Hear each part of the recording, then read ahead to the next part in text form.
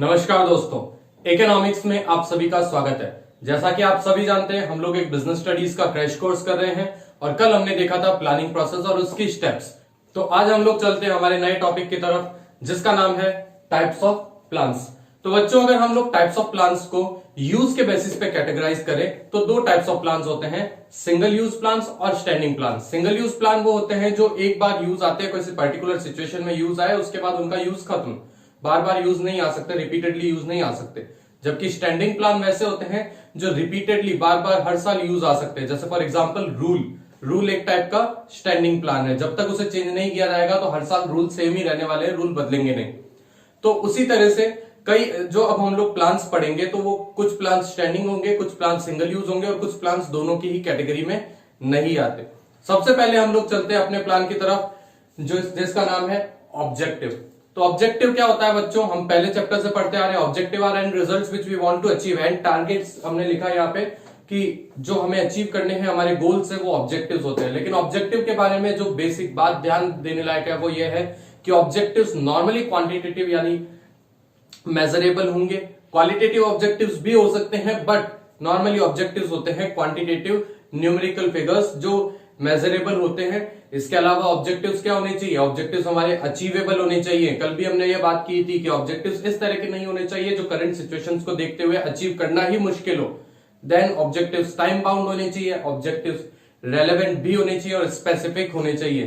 तो यानी ऑब्जेक्टिव जो है हमारे, हम लोग उसे अपने पर्टिकुलर उस टाइम के अंदर अचीव करेंगे और ऐसे ही ऑब्जेक्टिव्स बनाएंगे जो हमारी करंट सिचुएशंस को देखते हुए हमें लगे फीजिबल है।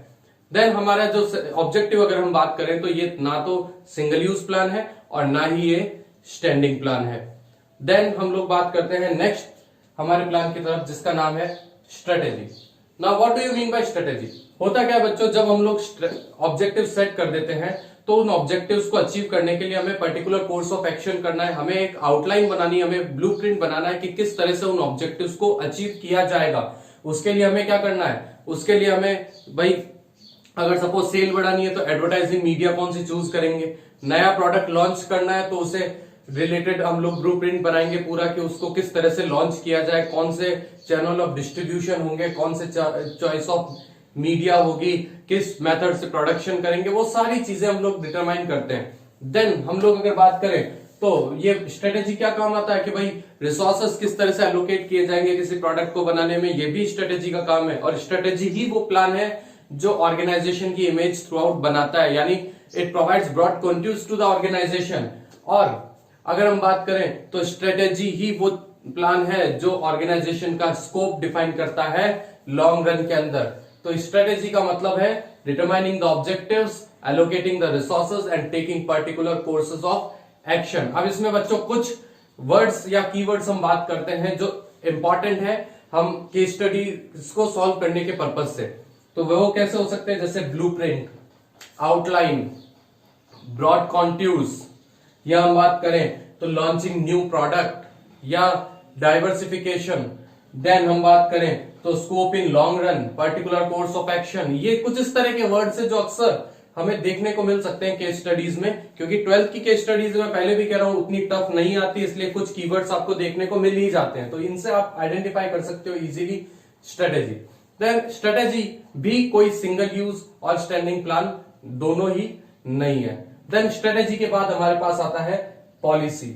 नाउ पॉलिसी क्या होता है कि पॉलिसी वो गाइडलाइंस होती है कि भाई अगर आपको स्ट्रेटेजी को भी सक्सेसफुली इंप्लीमेंट करना है तो जो गाइडलाइंस दी जाती है उन्हीं का या गाइडेंस होती है, उसी का नाम होता है policy. Policy is basically general response to a particular problem. हमें पता है कि हम लोग कुछ काम करेंगे तो कुछ प्रॉब्लम्स आएगी, तो उसके लिए हम लोग पहले से एक जनरल रेस्पॉन्स तैयार करके रखे, उसे बोलते हैं पॉलिसी। फॉर एग्जांपल, हमने अगर प्रोडक्ट बनाया और हमें पता है कि प्रोडक्ट को बेचेंगे तो उधारी मांगने वाले भी आएंगे, लोग उधार में मांगेंगे कि हाँ हमारे पास अभी कैश नहीं है, हम बाद में कैश दे देंगे।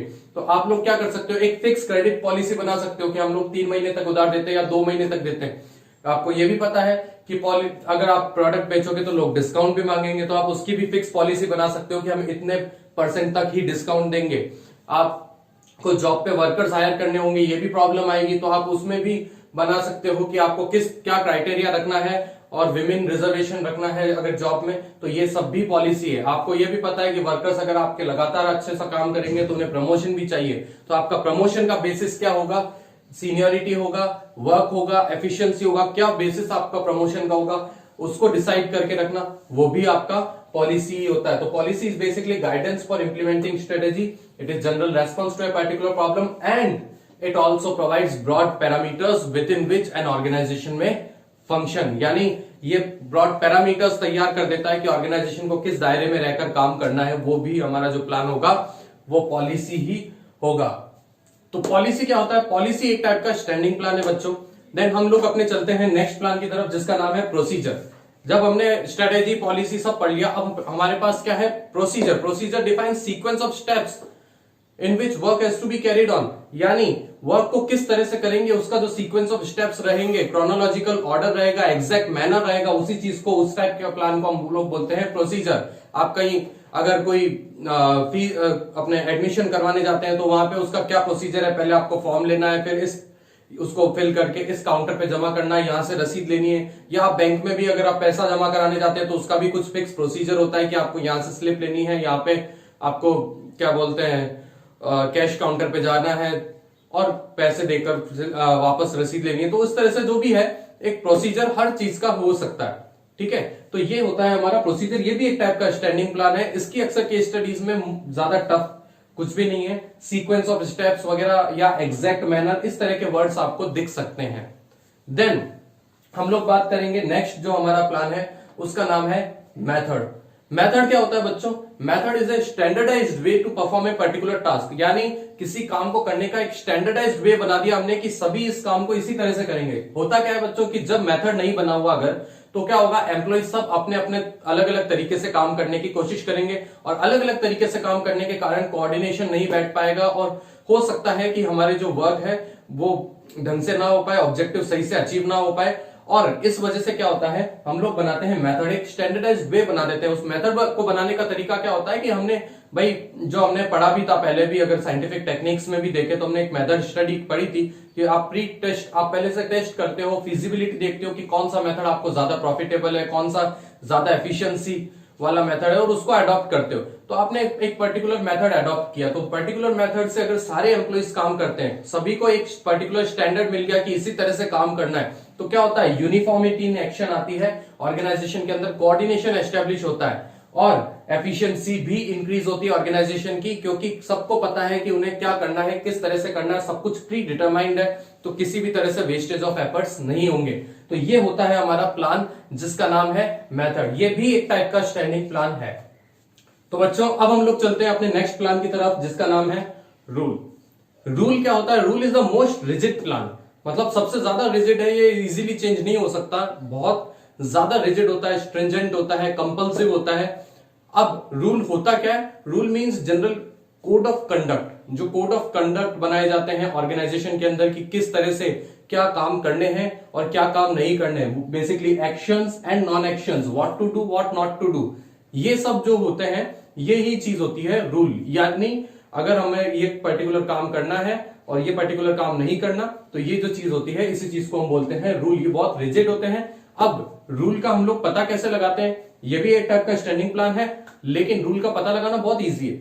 अगर रूल ब्रेक होता है तो क्या करते हैं, पेनल्टीज इंपोज की जाती है। तो कोई भी केस स्टडी आती है तो मोस्टली उसमें क्या होता है कि कुछ इस तरह की बात होती है कि a penalty of rupees this will be imposed, या एक इस तरह की पनिशमेंट दी जाएगी। तो ये बेसिकली रूल ब्रेक होने पर क्या होता है, पनिशमेंट या पेनल्टी का प्रोविजन होता है। तो उससे अपन केस स्टडी बहुत इजीली आइडेंटिफाई कर सकते हैं, बहुत इजीली सॉल्व कर सकते हैं रूल की।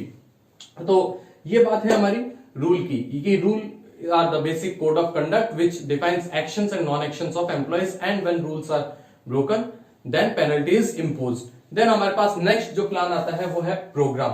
प्रोग्राम बहुत इंपॉर्टेंट प्लान है। It is basically a combination of objectives, policies, procedure and rules, यानी ऑब्जेक्टिव, पॉलिसी, प्रोसीजर, रूल सबको मिला दो, एक मिक्सचर जो है वो है program. It is a detailed plan, it is a comprehensive plan. ये बहुत डिटेल्ड स्टेटमेंट होता है किसी भी प्रोजेक्ट का। अगर आपको कोई नया प्रोजेक्ट लॉन्च करना है, कुछ नया खोलना है, शॉपिंग मॉल बनाना है, कोई बिल्डिंग बनानी है, तो आपको क्या करना पड़ेगा, आपको एक डिटेल्ड स्टेटमेंट प्रिपेयर करना पड़ेगा कि सारी एक्टिविटीज किस तरह से होगी, कोई प्रॉब्लम आएगी तो उसका क्या सॉल्यूशन रखेंगे, कि क्या एक्शंस नॉन एक्शंस होंगे, वो सभी कुछ आपको एक स्टेटमेंट में डिफाइन करना होता है। उस स्टेटमेंट का नाम होता है प्रोग्राम। तो इसलिए हमने क्या लिखा है, it includes entire gamete of activities and even minutest details, यानी छोटी से छोटी डिटेल हम लोग उस स्टेटमेंट के अंदर इंक्लूड करेंगे और उस स्टेटमेंट का नाम क्या होगा, प्रोग्राम। देन नेक्स्ट प्लान हमारे पास आता है budget.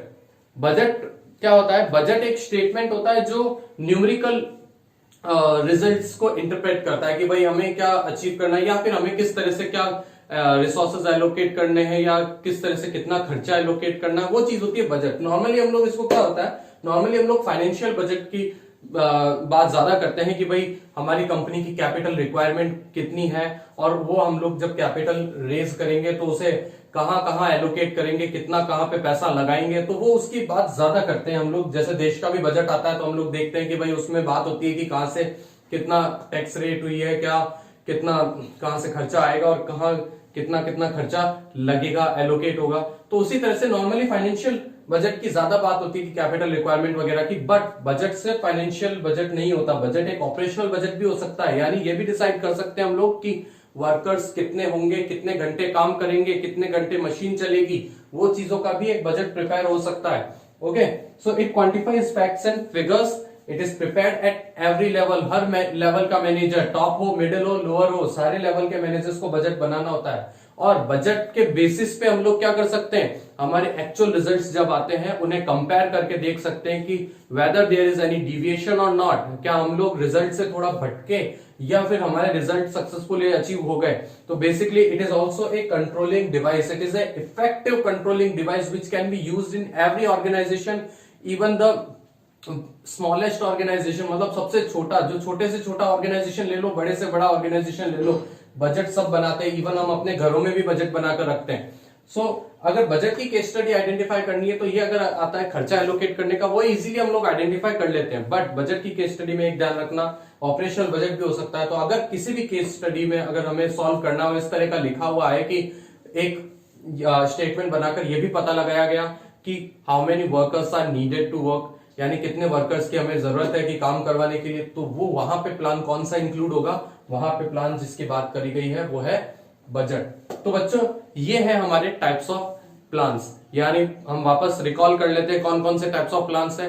Objective, strategy, policy, procedure, method, rule, program and budget. 8 types of plans हमें हमारे 12th के कोर्स में डिस्कस्ड है।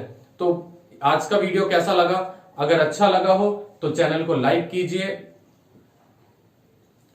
तो आज का वीडियो कैसा लगा, अगर अच्छा लगा हो तो वीडियो को लाइक कीजिए, चैनल को सब्सक्राइब कीजिए, बेल आइकन को भी प्रेस कर दीजिए। और बच्चों प्लीज पूरा इस वीडियो को पूरा देखिए। आप लोग पूरा नहीं देख रहे हैं वीडियो पूरा देखिए और वीडियो को जितना हो सके उतना शेयर कीजिए। Thank you.